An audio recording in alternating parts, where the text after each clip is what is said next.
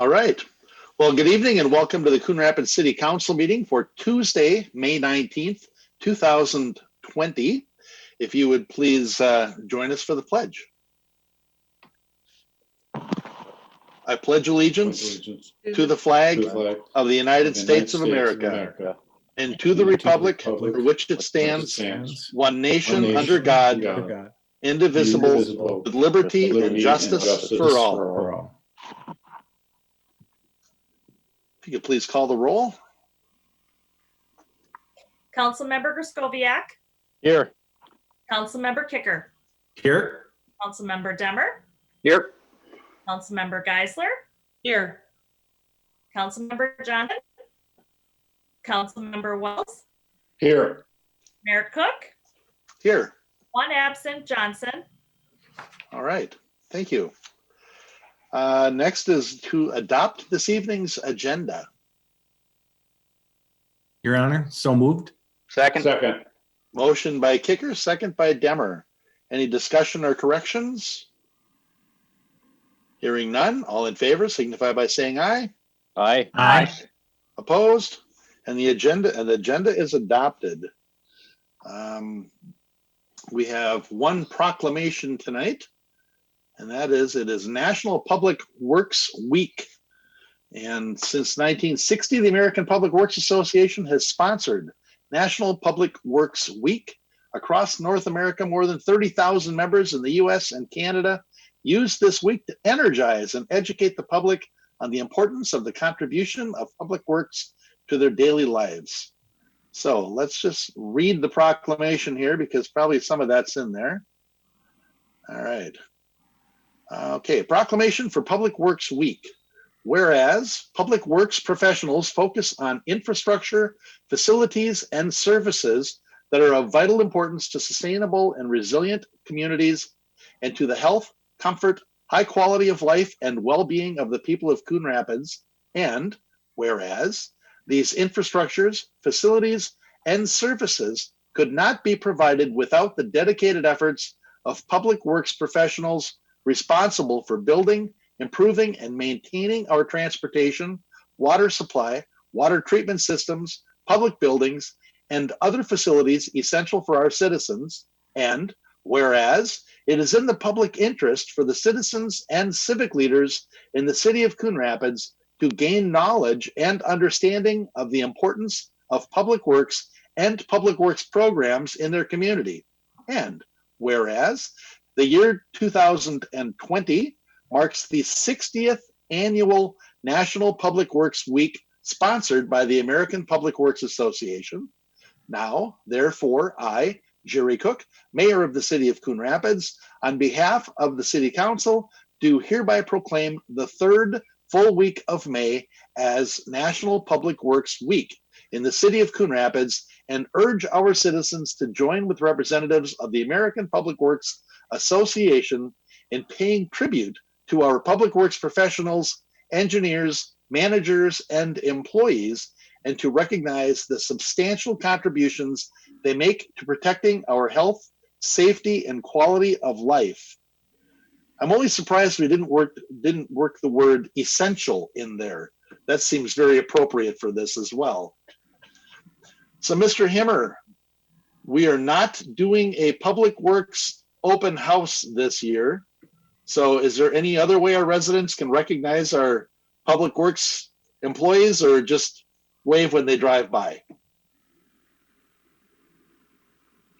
Or don't answer that. He's frozen. He is frozen. All right. Well, I'll take that. I guess we'll move on from there. The IT guys pranked him. Backbone of civilization there. Yep. All right. So then let's move on to item 2, the approval of the minutes from the May 5th meeting.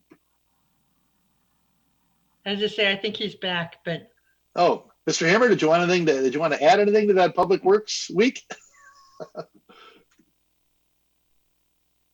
Mr. Mayor, Council, I guess I'm just disappointed we won't see everyone we didn't see everyone last weekend for the open house. We're continue out there doing our jobs. We got a lot of great people doing their work, continuing on, and construction season is upon us, so they'll see us a lot more whether they like it or not. And so thank you for the proclamation. We appreciate it. We'll keep working hard for the city. Excellent. All right. Thank you very much. On to item 2 here, approval of the minutes of May 5th, 2020. I'll Move move to approve. the minutes. Okay, well, that was actually a tie. I'm going to give that one to Wells. Motion by Wells, second by Geisler. I'll second that. Any discussion or corrections? Hearing none, all in favor signify by saying aye. Aye. Aye. Opposed? And those minutes are approved. Let me just go back here and look. All right, we have 2 items on our consent agenda this evening. And the first one is item 3 on this evening's agenda. And that is to approve and adopt resolution 20-50 to accept a grant from the Office of Justice Programs, OJP, United States Department of Justice, DOJ.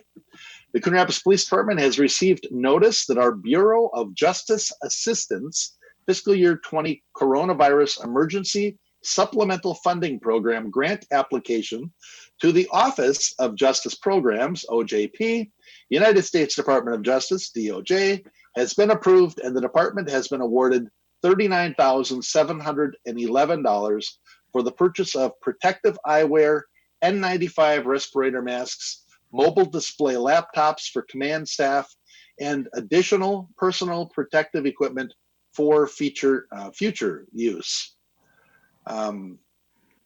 So we are looking to approve the grant and adopting resolution 20-50 to accept the $39,711 grant from the Office of Justice Programs, OJP, United States Department of Justice, DOJ, to be used toward the purchase of protective eyewear, N95 respirator masks, laptops, and additional personal protective equipment for future use.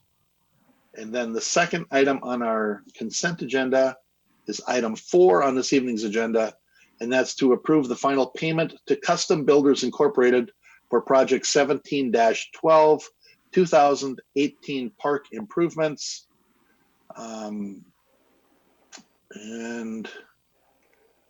This was Project 17-12. Okay. So, all right, I'm sorry. Here we go. The change orders were for additional park improvements at Riverwind Park, parking lot reconstruction at Crooked Lake, as well as additional concrete, electrical, trail, and earthwork at the parks. The actual project costs were less than the final contract amount due to quantity adjustments from the original bid.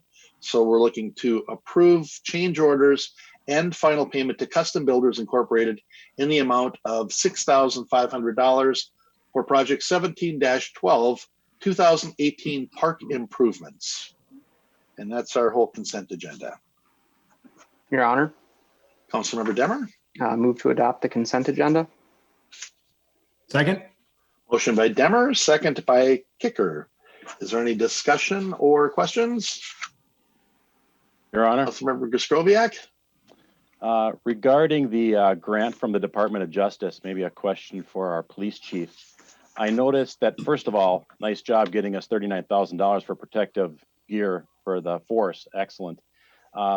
My question or comment would be, there is 1 page of grant information, and then there's 14 pages of conditions. So I was just, how much work is it to comply with 14 pages of conditions? I'm sure you're certified with some of those conditions that are there. And then what happens if, for example, one of the conditions is broke? Do they claw back? How does that work? Thank you, Councilmember Griscoviac. Yes, whatever the federal government does that's tied to money tends to be paperwork intensive. That said, is that particular grant structure through the Department of Justice is one that we're familiar with. We've applied for a variety of grants through them for, I'm sure, 20 or more years. And so the framework of all those conditions we're well aware of. And for the most part, it's making sure that you have a paper trail, that you document your expenses, that everything is run through a professionally run finance department, which we do have in the city of Coon Rapids, and that we account for every nickel spent. Because there is I don't know what the odds are, but we always think of it as a good chance of being audited later on. Sometimes they find small issues, but it's never been a problem for us. And we were grateful for this grant. Truthfully, all of our coronavirus related expenses, that is for the police department, have been paid for through that grant. The taxpayers for the city have not paid for any coronavirus personal protective equipment or gear related to this pandemic. Thank you. Can I ask a follow-up question then? Those funds, when they're used, do those expenditures come before the council, or do you just handle that since it's a grant? Thank you, Councilmember Griscoviac. Yeah, one of the conditions for the grant was that it be COVID-related expenses. Those were expenses we had regardless. So we needed N95 masks, we needed eyewear protection for the officers, and the laptops were mobile laptops, so that the command staff would be in a position, myself included, would be able to respond to calls for service from my police department vehicle, because otherwise it didn't have a laptop in it capable of doing that. So those were expenses that we took on as part of our coronavirus response. Access to the grant funds came later. And so once the grant came along, then we simply converted those expenses over to a grant expense. Excellent. Thank you, Chief Wise. All right. Any other questions or discussion? Hearing none, we have a motion and a second. All in favor signify by saying aye. Aye. Aye. Opposed?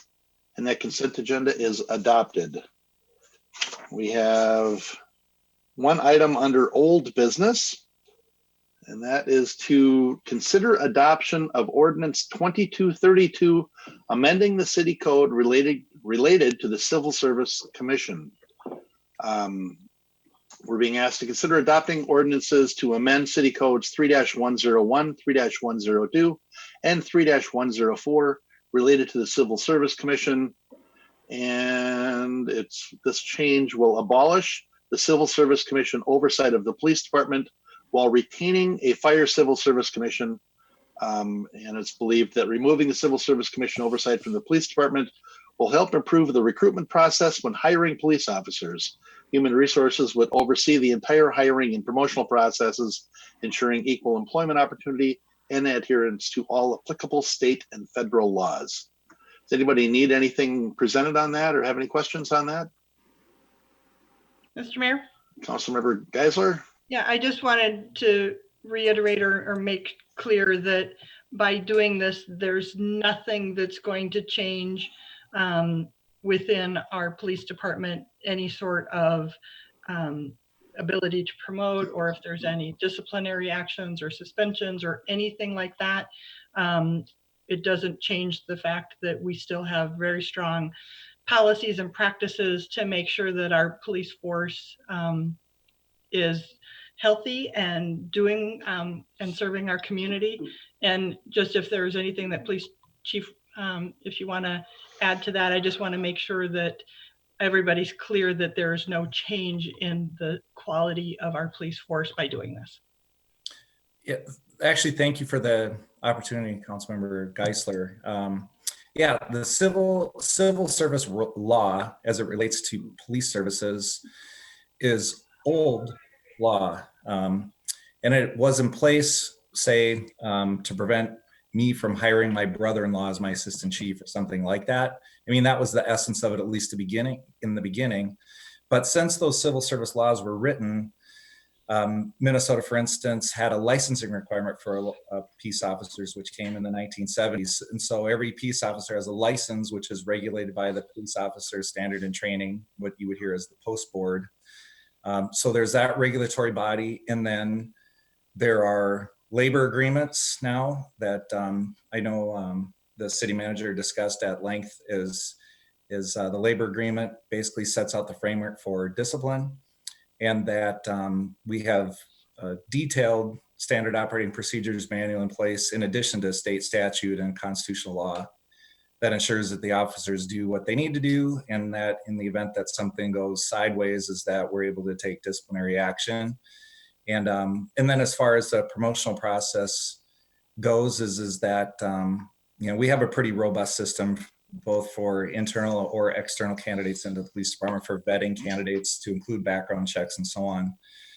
So it just wound up to be an extra layer that really became, I guess I would say, antiquated, just because there are so many ways that professionalism is ensured in law enforcement in the state of Minnesota. Thank you. Mr. Mayor.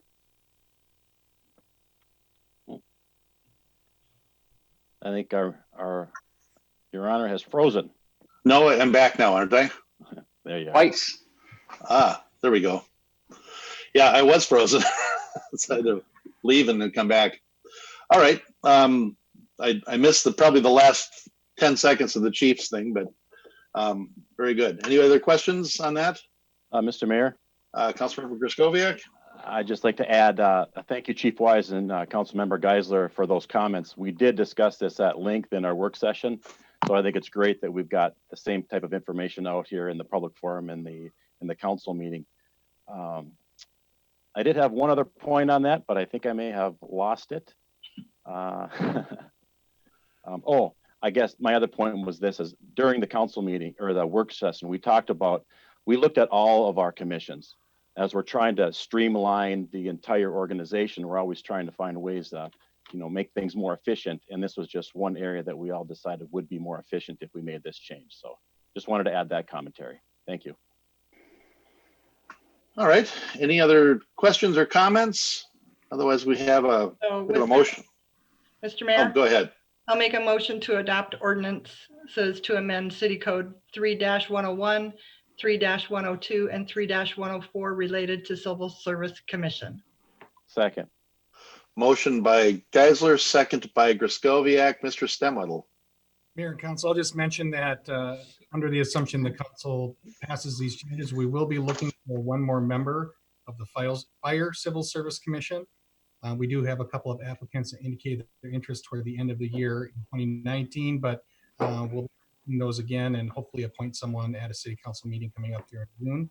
The two existing members will be able to just transfer over since we're not completely abolishing the commission. We're just repealing a portion of that. The two members will stay on and we'll just look at a third member here in June.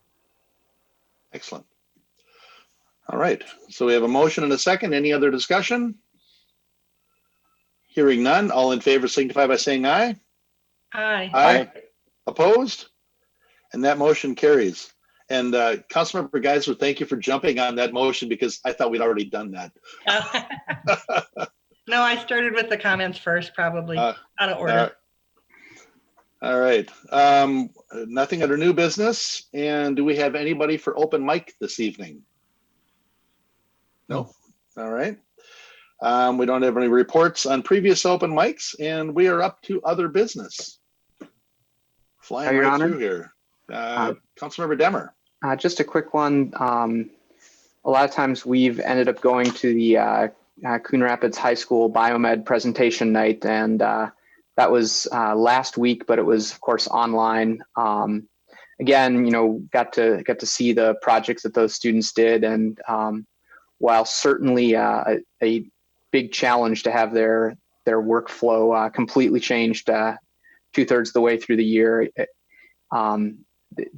they did some interesting things. They were pretty far along in their projects when the school got shut down, but also that then they took on the opportunity to learn as much as they could about epidemiology and how viruses spread. And so, again, a real integrative program over there at Coon Rapids, and congratulations to all the students that took part in that biomed program. Yeah, I imagine that was quite a challenge because they've got quite a nice lab over there for them to work at the school. And when they were all of a sudden distance learning, I imagine they had to distance themselves from their lab equipment too. Yeah, and it was all teamwork, where normally you get together and do stuff. So yeah, big challenge for sure. Yeah, a lot of changes, a lot of things going on at the end of the school year here. A lot of trying to figure out how to recognize them for their accomplishments, and I don't know. Other business, Mr. Stemwedel. Mayor and Council, thank you. I'll just make a couple of notes. We did open City Hall and Public Works to the public for public traffic yesterday. It was essentially our soft opening, and we'll continue to do that. We've already made a few adjustments to our customer service desk just as we got some people in and understood what human nature reality looked like at our front counters.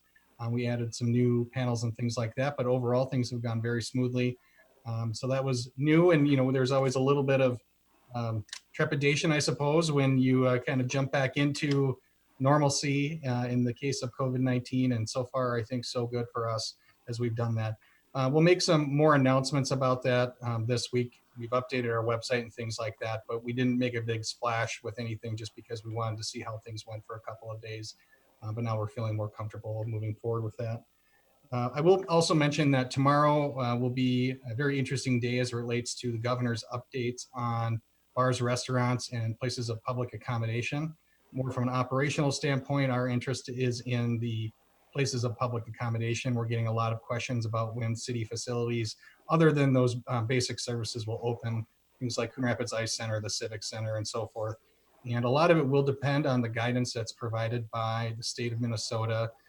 Included in that will be some sort of preparedness plan for those facilities on what operations look like, and under, I imagine, some pretty strict guidelines for reopening. And so we'll have to evaluate how and when those operations will move forward once we have that guidance. I'm sure it'll take a little time to sift through some of that information.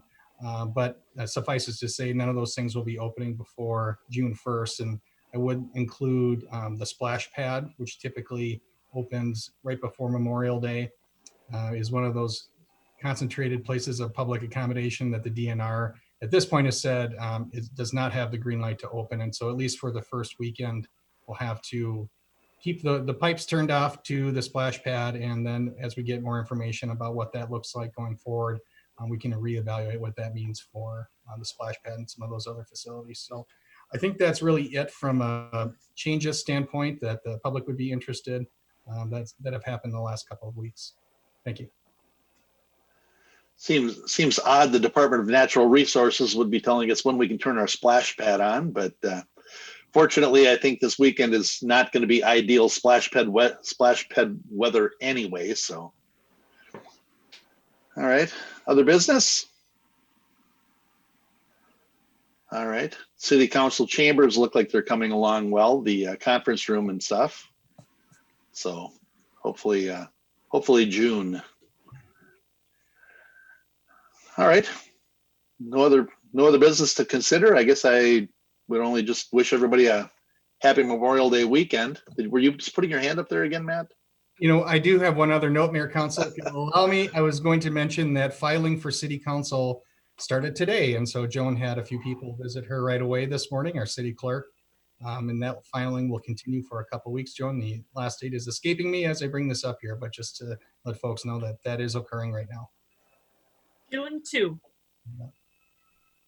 Okay, so filing is open through June 2nd. Correct. Okay. Very good. Well, if there's no other business, I guess there's no reason to hang in here. Your Honor, move to adjourn. Second. Motion by Demmer, second by Geisler to adjourn. All in favor signify by saying aye. Aye. Opposed? We're done. I guess I've never asked for opposed before.